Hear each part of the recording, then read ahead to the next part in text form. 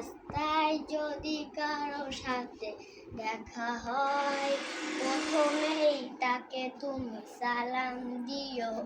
তারপর ডান হাতে মুসাফা করে ভালো মন্দের সব খবর নিও।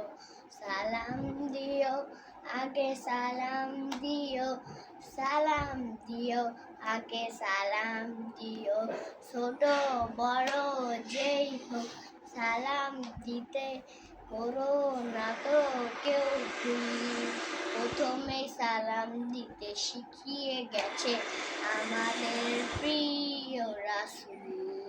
যেজন আগে সালাম দিবে সেই তো বেশি সওয়াব পাবে। সালাম দিও, আগে সালাম দিও, সালাম দিও, আগে সালাম দিও।